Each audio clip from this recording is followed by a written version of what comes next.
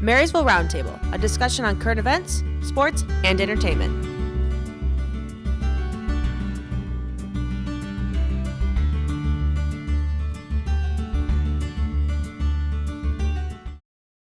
Over the past few years, A Beautiful Me has been gaining more popularity. Many people know of the organization because of the closet, the dress store side of it, but A Beautiful Me is so much more. I'm Lila Watkins. And I'm Trenton V.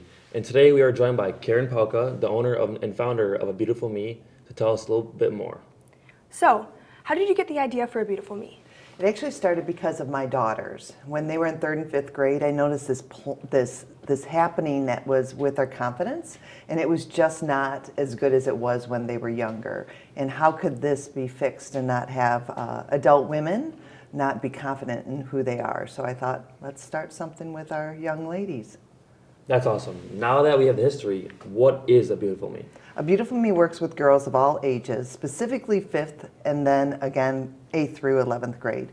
We build confidence and so that they can make good decisions, healthy decisions, and it's just a great program that we've done throughout Michigan.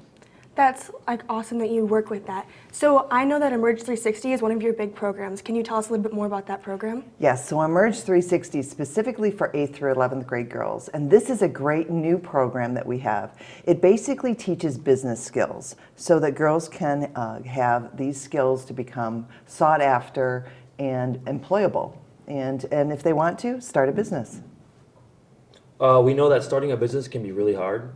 How did you fundraise the money to start? Oh, it was very hard because as a nonprofit, you have to ask other people to invest in you, like your dollars, and people that are out there, other businesses' dollars. So it's really about fundraising, grants, and individual people that want to invest in our young ladies. I find it so awesome that so many people were able to help you get to where you are now. So we know that a closet has been a big part of the Beautiful Me. How did this start and how many people do you serve? So the closet itself, are you speaking of? Yeah. So the closet started because someone called me and said, do you want some dresses? Do you want 5 dresses? And I thought, what do I want dresses for? Just because I work with girls. So I said yes.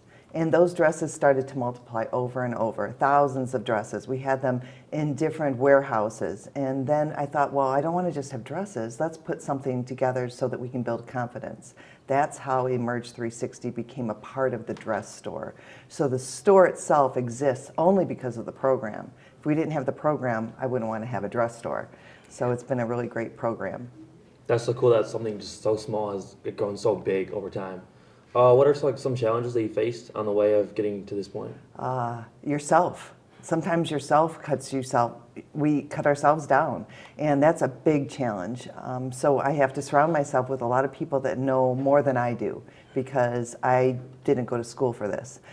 So I'm surrounded by great people, and so those challenges, and also financial for sure. But I think sometimes we hold ourselves back. Yeah, there's definitely always going to be some bumps in the road. Now that we've talked about the hard side of things, what has been some of your favorite moments?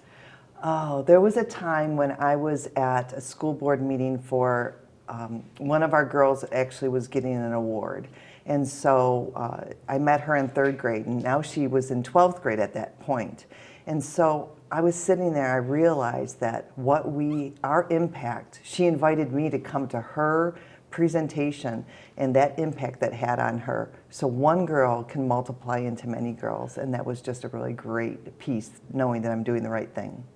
What is one of your next major goals for A Beautiful Me? There are so many. I think the biggest goal would be to create the curriculum and license it so that it can be bought into other communities. Because if it works really well with our girls here in Michigan, it'll work in any other state as well.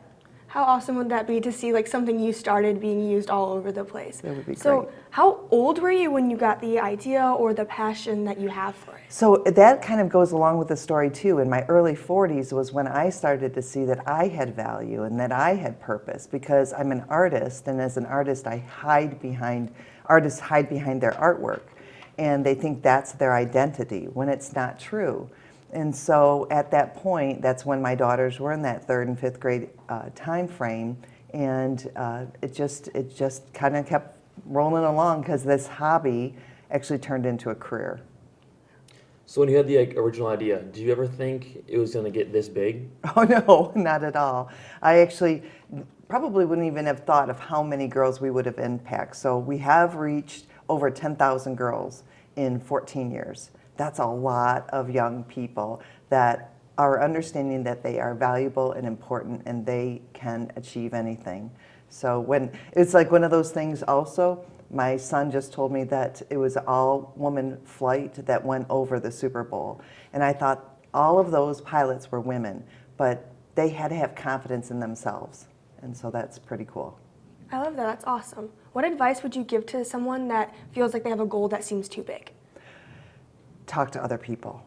You know, we all have ideas. We all have them, and I think that if we don't explore those ideas and reach out to other people that might be able to direct you or give you some advice or just encourage you, you know, and because sometimes those little ideas have what's changed the world. What about advice to someone who wants to start like their own business? So similar, you need to get around other people. I'm actually helping someone else form another nonprofit, and because I've done it once before.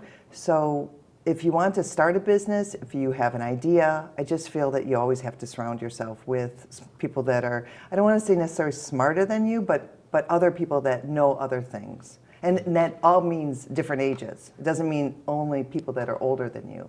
So I really respect young people and your ideas.